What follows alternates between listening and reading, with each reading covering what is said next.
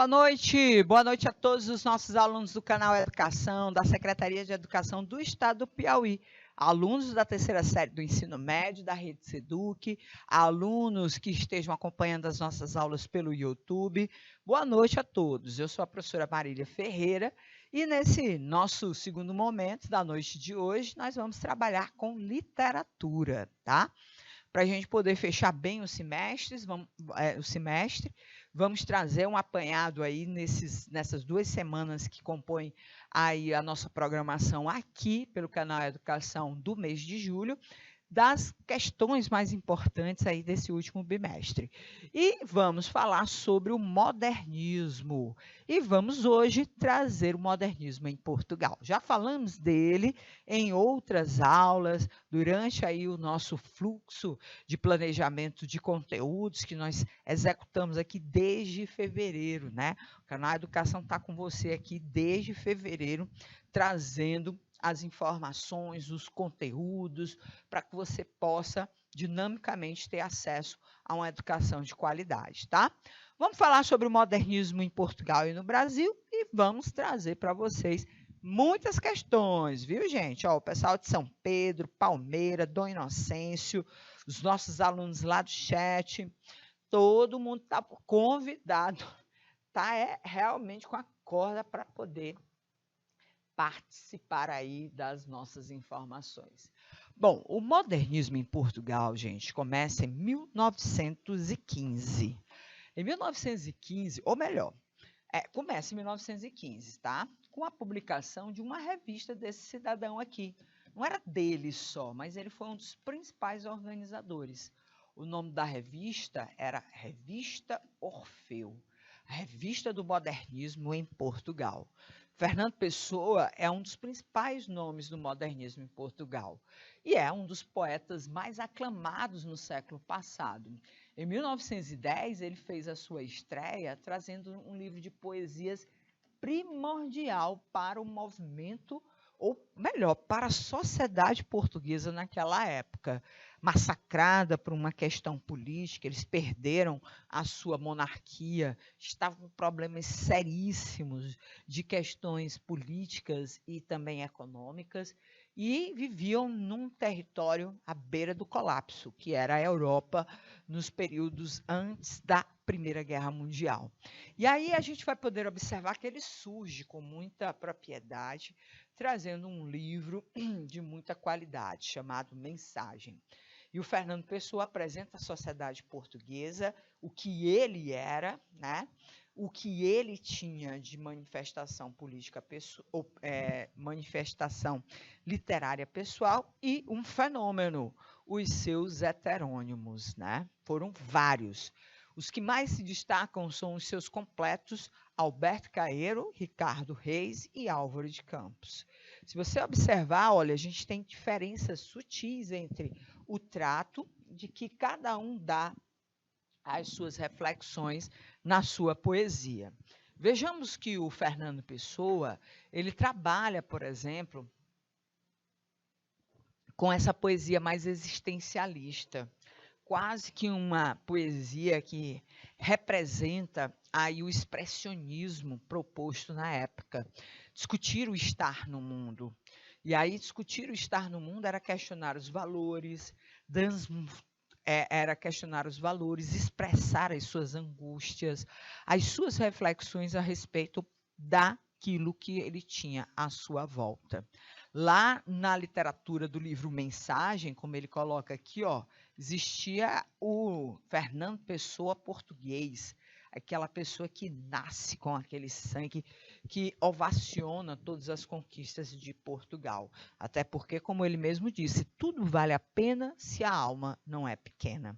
Fazer reflexões sobre essa identidade, fazer uma reflexão sobre a sua poesia, foi uma das possibilidades constantes. O Fernando Pessoa dizia, o poeta é um fingidor. Finge tão completamente que chega a fingir que é dor, a dor que deveras sente. Nesse conceito de poesia, ele fala, olha, tem um fingimento aí. Preste atenção, que é um fingimento tão forte, que você vai acreditar que ele é verdadeiro. E as pessoas acreditaram quando ele apresentou os textos que ele recebia pelo correio dos poetas portugueses que viviam fora da cidade de Lisboa. Alberto Caeiro era um interiorano, vivia no campo, não tinha profissão, era uma espécie de agricultor e morava com as tias, né? Frequentou pouco a escola, aprendeu a ler e a escrever, mas isso não tirou dele a capacidade de enxergar a natureza como sendo um dos elementos mais importantes a serem trazidos. Tinha posturas, principalmente não tradicionais. Ele não acreditava em Deus porque ele é muito, muito sinestésico. Ele só acredita naquilo que ele vê. Ele não acredita, por exemplo, em filosofia, porque a filosofia é pensar. Pensar é deixar de agir, de atuar. Então, ele não era uma pessoa que defendia essas abstrações. Para ele, tudo era objetivamente à sua disposição, colocado à sua disposição. Ricardo Reis já era um outro nome, uma outra voz criada pelo Fernando Pessoa. Era um médico extremamente clássico, principalmente por conta das suas posturas pessoais e políticas, né? Defensor da monarquia, ficou chateado quando a monarquia terminou lá, dizendo Fernando Pessoa que ele veio embora para o Brasil, né? Era um cara adepto à cultura clássica, amava a filosofia, enquanto o outro repudiava o ato de pensar, porque ele queria mais era viver a vida, degustar a vida, cheirar a vida. O Ricardo Reis, ele é o oposto ao Alberto Caeiro. O Álvaro de Campos já é o loucão, que é alucinado, futurista, apaixonado por tudo aquilo que era moderno, né? Nessa visão, vamos dizer assim, futurista e altamente caótica, ele apresenta versos livres, sem rima, ele fala também sobre os estados de espírito de quem vive numa situação tão rápida que às vezes ele perde até a emoção do contato com as outras pessoas, tá? Então, a gente vai ver que são poetas diferentes que articulam poesias diferentes. Mas, gente, ó, todos esses caras saíram da cabecinha desse cidadão. É fantástico essa visão que você precisa ter do Fernando Pessoa. Acho que é um cara genial, capaz de criar a sua poesia, mas também exercitar a criatividade em torno de outros fazeres artísticos. Bom, como a aula hoje é uma aula de intelecção, de questionamento, vamos para as questões, tá bom? 2 minutinhos para você fazer a leitura do texto e das questões. Aí a gente volta para comentar. 2 minutinhos.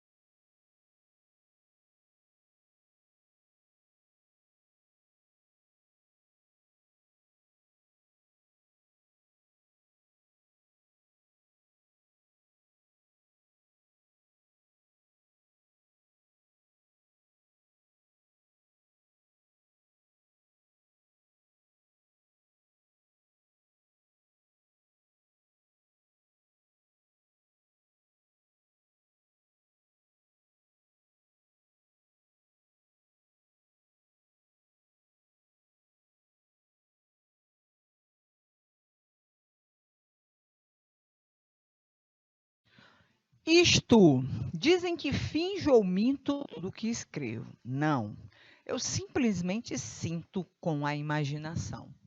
Não uso o coração. Tudo que sonho ou passo, o que me falha ou finda, é como que um terraço sobre outra coisa ainda.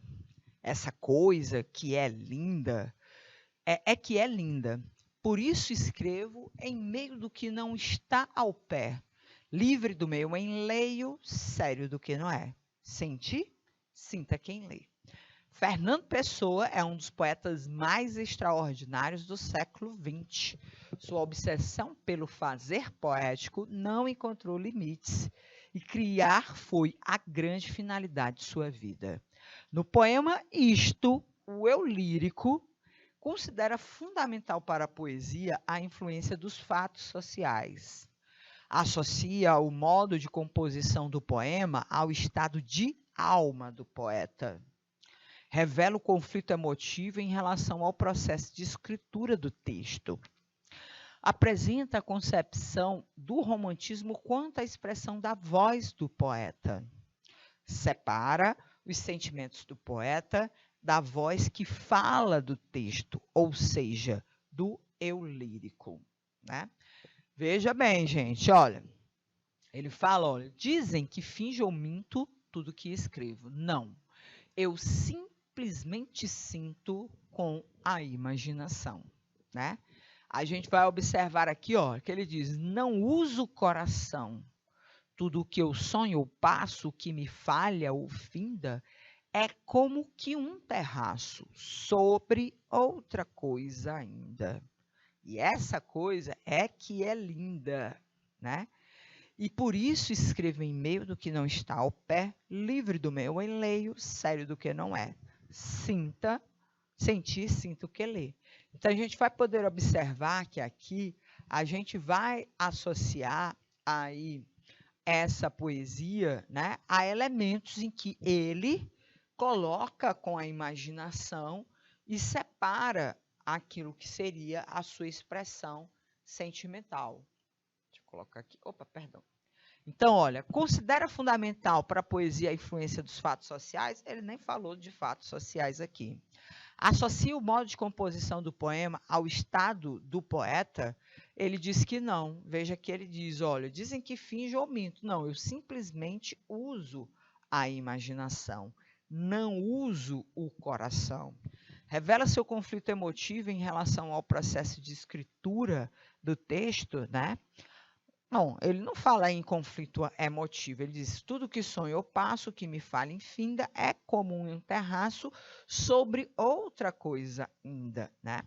Apresenta a concepção do romantismo quanto à expressão, separa os sentimentos do poeta da voz que fala do texto lírico. A gente vai poder observar que ele, ó, fala sobre esse conflito em relação ao processo de escritura.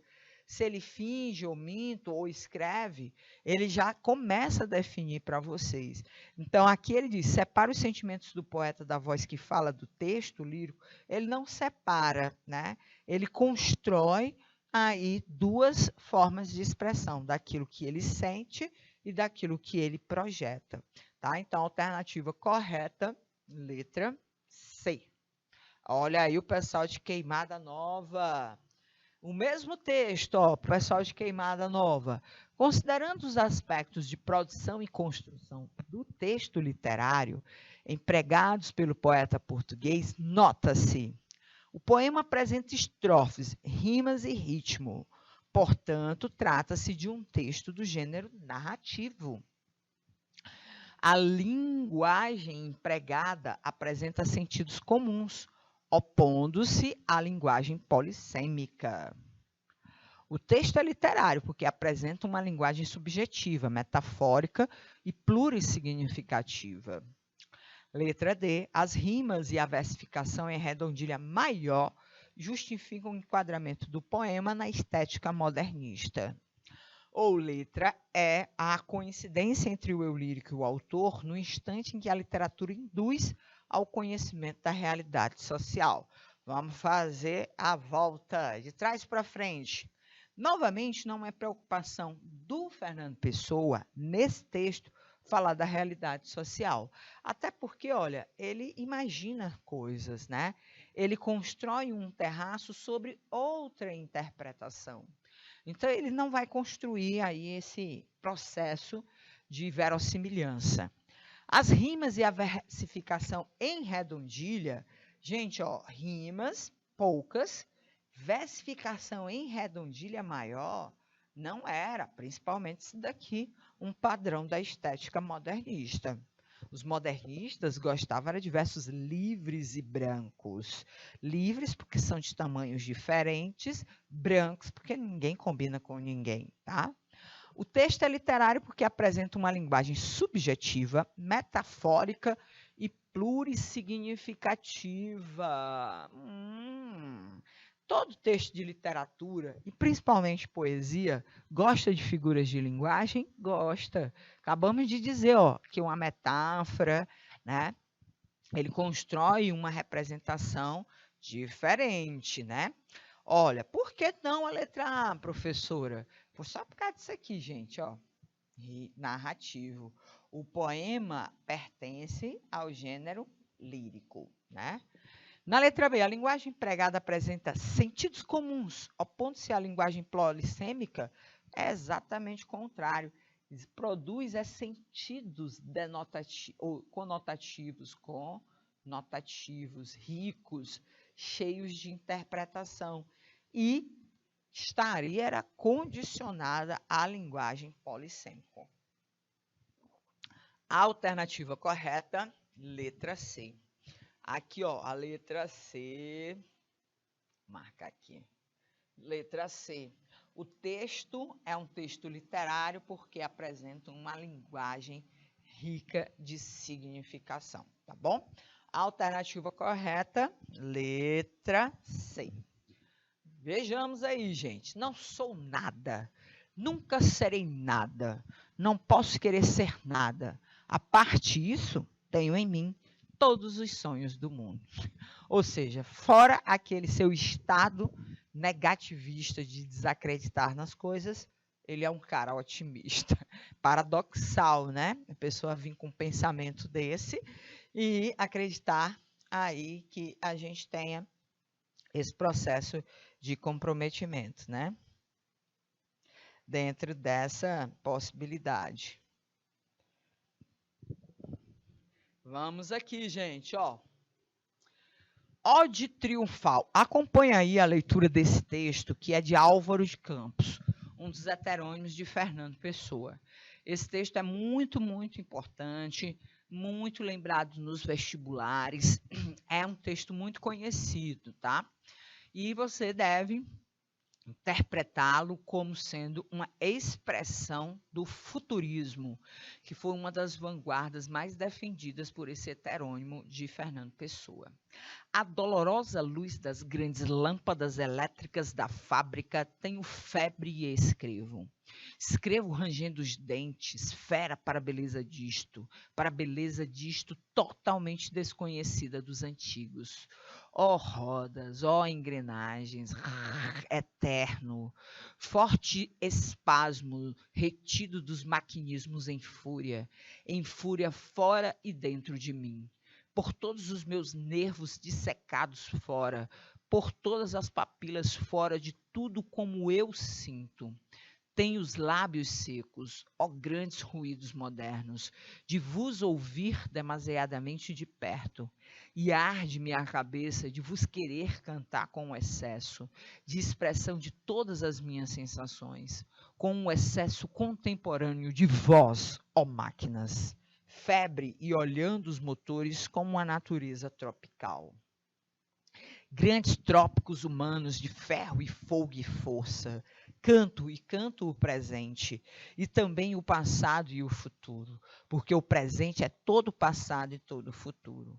E há Platão e Virgílio dentro das máquinas e das luzes elétricas, só porque houve outrora e foram humanos Virgílio e Platão, e pedaços de Alexandre Magno do século talvez 50, átomos que hão de ir ter febre para o cérebro de Ésquilo do século 100, andam por estas correias de transmissão e por estes êmbolos e por estes volantes, ungindo, rangendo, ciando, estrugindo, ferreando, fazendo-me um excesso de carícias ao corpo numa só carícia à alma. Tá aqui, gente, ó, tela de Marinette, um artista moderno tido como um dos maiores nomes do futurismo.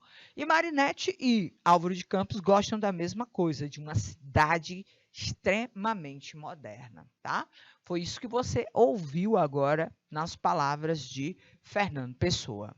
Em Ode Triunfal, de Alberto Caeiro, que é o heterônimo de Fernando Pessoa. Em Ode Triunfal, escrita no momento aflitivo de 1914, véspera da Primeira Guerra Mundial, percebe-se o transe dos representantes dos tempos modernos, representados pelas máquinas em fúrias, que se misturam como um transe febril do eu lírico. Cria-se um ambiente em que, talvez na dimensão do sonho ou do pesadelo, o tempo e o espaço parecem dissolvidos ou situados numa região mítica. Nesta dimensão surrealista, Platão e Virgílio residem dentro das máquinas.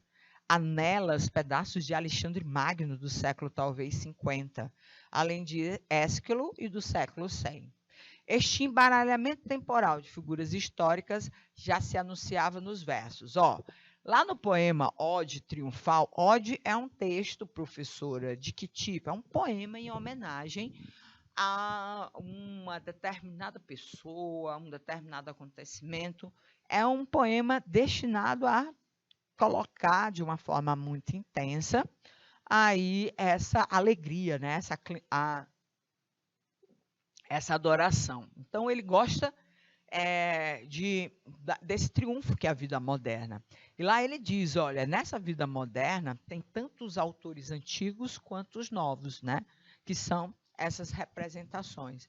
E ele disse, olha, que esse embaralhamento temporal aparece aonde? Quando é que ele fala novamente do presente e do passado, né? O presente que está no futuro. Seria na letra A dolorosa luz das grandes lâmpadas elétricas da fábrica, tenho febre e escrevo. Seria na letra B, ó rodas, ó engrenagens, eterno, forte espasmo retido dos maquinismos em fúria. Letra C, de expressão de todas as minhas sensações, como um excesso contemporâneo de voz, ó máquinas. Canto o presente, e também canto o passado e o futuro, porque o presente é todo passado e todo futuro. Ou letra E, de vos ouvir demasiadamente de perto, arde-me a cabeça de vos querer cantar com um excesso. A alternativa aí, gente, o que é que a gente pode dizer que responde à questão de número 3, quando ele diz, a Alexandre Magno, Platão e Virgílio, dentro dessa mistura que é a modernidade das máquinas, é porque ele disse que o presente, que são as máquinas, se encontram com esses elementos do passado e que também são aí elementos do futuro. Então, a alternativa correta seria a letra D, quando ele menciona que ser futurista era ter essa noção aqui, de que as máquinas que estão hoje representando não só o presente como o futuro, também tem dentro delas aí o conhecimento dos passadistas. Até porque, para a gente chegar nas máquinas, foi preciso todo esse processo de desenvolvimento intelectual que o homem alcançou nas suas mais diversas situações. Então, a alternativa correta aí, letra D, tá bom? Vamos lá, gente. Olha aí, outro texto, tá? Vamos lá para essa quarta questão aqui, para que a gente possa definir o que é o Carpe Diem. Esse conhecimento, lema extraído das odes do poeta latino Horácio, 65 anos antes de Cristo, sintetiza expressivamente o seguinte motivo: saber aproveitar tudo que se apresente de positivo, mesmo que pouco e transitório. Tá lá, ó, Dicionário das Sentenças Gregas e Latinas. Horácio foi um filósofo na Grécia Antiga que disse assim, olha, o tempo é rápido, pois aproveite ele com intensidade. Pode ser o mínimo instante, mas ele tem que ser vivido com toda intensidade. O que é que eu quero que você faça nessa questão, gente? Ó, vamos procurar a estrofe que traga o carpe diem. Das estrofes extraídas da produção poética de Fernando Pessoa, aquela em que esse carpe diem se manifesta é onde? É na letra A. Vamos ler aí a sentença da letra A. Nem sempre sou igual no que digo e escrevo. Mudo, mas não mudo muito. A cor das flores não é a mesma do sol. De quando uma nuvem passa ou quando entra a noite, e as flores são da cor da sombra. Letra B. Cada um cumpre o destino que lhe cumpre, e deseja o destino que deseja. Nem cumpre o que deseja, nem deseja o que cumpre. Letra C. Como um ruído de chocalhos, para além da curva da estrada, os meus pensamentos são contentes. Só tenho pena de saber que eles são contentes. Porque, se o não soubesse, em vez de serem contentes e tristes, seriam alegres e contentes. Letra D. Tão cedo passa tudo quanto passa. Morre tão jovem ante os deuses quanto morre. Tudo é tão pouco. Nada se sabe, tudo se imagina. Circunda-te de rosas. Ama, bebe e cala. O mais é nada. E a última. Acima da verdade estão os deuses. A nossa ciência é uma falhada cópia da certeza que eles sabem o que há no universo. Bom, gente, olha, veja bem. O pessoal de Queimada Nova está perguntando se só tem eles lá. Aqui no chat estão ligados. Vocês, Palmeira, São Pedro, Dom Inocêncio, tem um monte de aluno aí que está ligados também dentro dessas possibilidades. Vamos lá, gente, ó. Onde é que está o convite para aproveitar tudo que é bom na sua vida? Porque se você não aproveitar isso, gente, ó, acabou, acabou. Chegou ao fim, não tem mais nada para aproveitar. Já dei até uma dica, ó. Tão cedo tudo passa. Por que que o arcadismo, ou melhor, por que que os filósofos do Carpe Diem acreditam que é importante aproveitar intensamente a vida? Porque tudo é passageiro. Então, a filosofia que eles tinham de acreditar que a gente vai encontrar aí, olha, um universo passageiro, faz com que a gente possa perceber essa transitoriedade, tá? E aí ele diz, olha, por tudo acabar de forma tão rápida, o que é que você tem que fazer? Aproveitar, circundar, cercar-se de coisas boas, amar, beber e até mesmo refletir, calar no sentido da reflexão. Então, é assim que você vai aproveitar a vida plenamente, tá? Então, o Carpe Diem estaria aqui, ó, na letra D. Quando ele valoriza, ele expõe as razões que fazem você achar que a vida é rápida e que, para isso, tem que se cercar de coisas boas e vivê-las intensamente, né? E aproveitar também para refletir um pouquinho sobre essa conduta. A alternativa correta, letra D. Bom, agora vamos para o modernismo no Brasil, tá bom? Vou pedir aqui 2 minutinhos para você ler a questão e aí a gente volta para fazer esse trabalho em torno do modernismo no Brasil, tá? 2 minutinhos.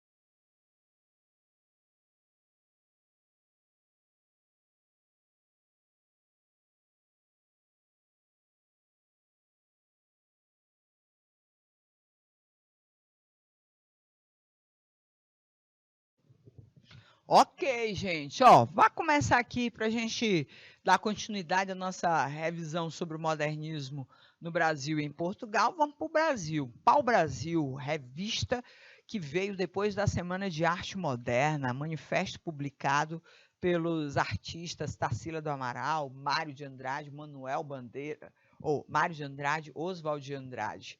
Nesse manifesto, né, que tem capa, que ilustra a intenção deles de trazer a brasilidade para a nossa literatura.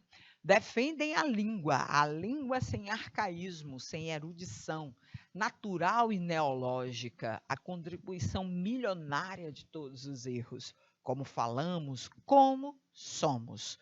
Nesse trecho, o manifesto da poesia pau-brasil, lançado por Oswald de Andrade, nós podemos ver que caráter do modernismo político e reacionário dos modernistas do Brasil, nacionalista e primitivista do modernismo brasileiro, coloquial, mas ainda sofisticado da linguagem modernista, ludibriador e irônico dos autores do modernismo tupiniquim, conciliador e tradicional do comportamento de parte do nosso modernismo, gente. O que é que você acha aí?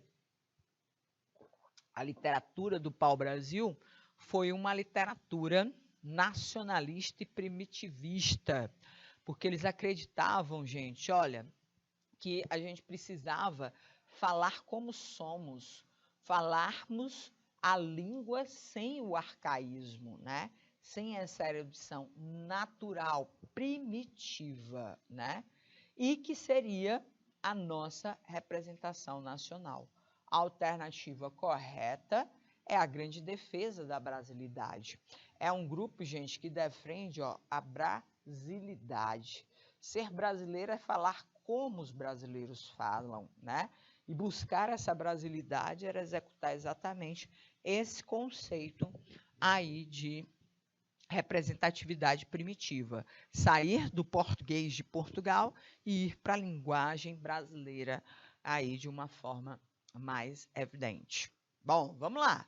Sexta questão. Olha aí, Abapuru, o devorador de homens, né? Tarsila do Amaral pintou esse quadro em 1928.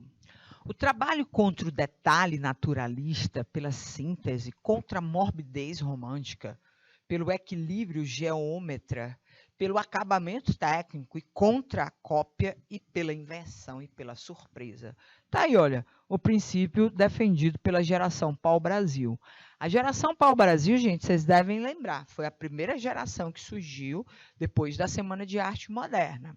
O grupo aconteceu lá em São Paulo e depois começou a publicar as suas produções através da revista que eles fundaram, a revista Pau-Brasil. Dentro dessa revista Pau-Brasil, o que é que se fez? Se defendeu a brasilidade. Por isso é que eles dizem, olha, o trabalho contra as estéticas naturalistas, aquelas cheias de perfeição. Pelo contrário, o que eles queriam era romper com todo esse acabamento técnico, com toda essa cópia e buscar, sobretudo, a invenção e a surpresa das cores da bandeira brasileira, a surpresa por um nome indígena, a surpresa por uma deformação que trazia um conteúdo diferenciado. Lendo o trecho do Manifesto da Poesia Pau-Brasil, lançado por Oswald de Andrade em 1924, evidencia-se do nosso modernismo seu caráter revolucionário e reacionário, regenerador e passadista, libertário e vanguardista, simplório e evasivo ou ufanista. Olha aí, gente, é claro que os modernistas libertam a literatura de um conceito tradicional e buscam na técnica cubista, na técnica expressionista das cores, na surrealidade de imaginar essa disformidade toda, aquilo que seria as vanguardas mais importantes e impactantes aí desse momento. A alternativa correta, para lembrar uma das características principais da literatura modernista, que é trazer para a literatura a ruptura com o passado e a proposição de novas técnicas literárias como as técnicas vanguardistas, é que você vai lá e marca no caráter libertário e vanguardista desse movimento. Olha, gente, está aí o movimento modernista que a gente estudou em dias anteriores, tá? É composto de 3 fases. A gente começou a falar dessa primeira fase aqui, da geração de 22, que é uma fase em que a gente vai encontrar os nossos autores defendendo essa linguagem coloquial, leve, brasileira, a capacidade expressiva de mostrar a ironia, o deboche, o sarcasmo, né, como expressão poética, e a valorização da brasilidade. São pontos importantes. Depois vai ter a segunda e a terceira fase. A gente vai falar delas no próximo semestre, não se preocupem, onde a gente vai encontrar autores muito, muito, muito significativos e importantes, tá? Opa, perdão aqui, esqueci de passar. Manuel Bandeira, 2 minutinhos para o Manuel Bandeira, gente.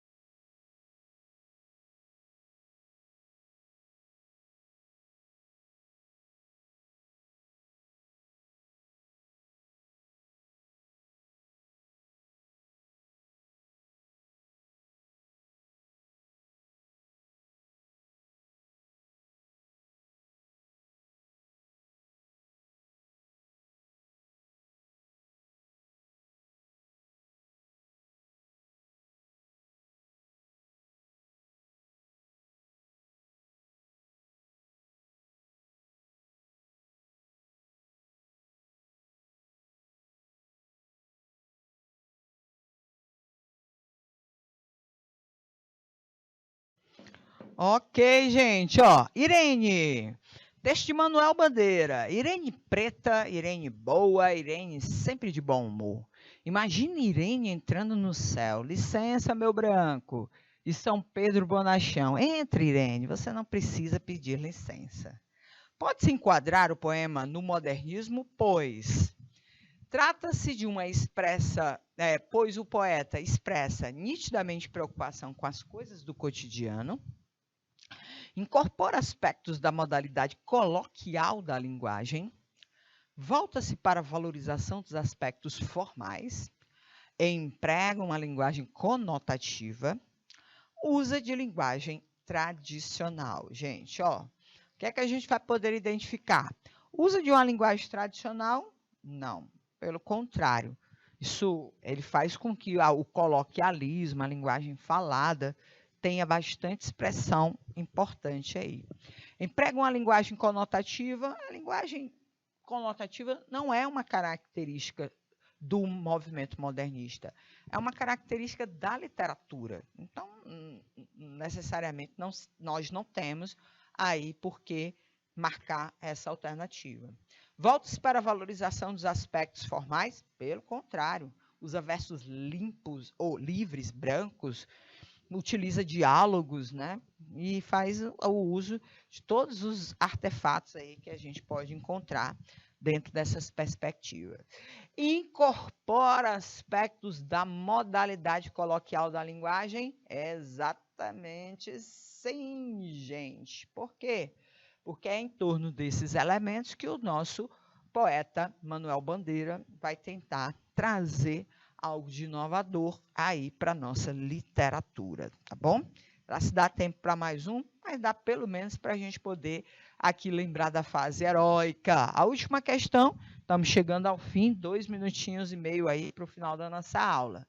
A primeira fase, de 1922 a 1930, trata da renovação estética, da quebra dos padrões artísticos, aí da valorização das temáticas do cotidiano, e tem Mário de Andrade, Oswald de Andrade e Manuel Bandeira como os principais representantes dentro desse movimento. E aí, ó, com relação à poesia modernista, sobretudo dessa fase, faz uma síntese dos seus pressupostos poéticos que norteavam a linguagem parnasiana e simbolista. Ixi, eles não gostaram. Esse daqui até criticou no poema Os Sapos os parnasianos, né? Incentiva a pesquisa formal com base nas conquistas parnasianas a elas anteriores. A coisa que eles não gostam é de formalidade e muito menos dos parnasianos aqui. Confere ao nível coloquial da fala brasileira a categoria do valor literário? Sim. Quem disse que você falando não é poético? Mas eu falo errado, professora. Mas quem disse que há erro em falar de forma coloquial, né? Os autores de 22 defendem o coloquialismo, a fala fluida da nossa brasilidade. E aí a gente chega ao fim da nossa aula de literatura, trazendo aqui as informações do modernismo em Portugal e no Brasil. Fizemos a revisão dos dois principais eventos, o surgimento do Fernando Pessoa, lá em Portugal, e aqui do Brasil, os nossos modernistas de 22, trazendo toda essa riqueza temática que passa a ser importante aí para a nossa literatura. Agradeço a todos os nossos alunos lá de Queimada Nova, estão ótimos. A Marileia lá, que foi a única que botou aí, eu só estou lendo porque colocaram aí no chat. Mas a todos os nossos alunos de Queimada Nova, São Pedro, Dom Inocêncio, estão acompanhando no chat. Obrigada pela atenção. Obrigada pela participação da aula e a gente volta na próxima segunda-feira, porque a gente ainda tem aula aqui no canal Educação, tá? Para a gente trazer mais atividades, exercícios e poder aí trazer mais informações para vocês. Um abraço a todos e até mais, gente. Tchauzinho!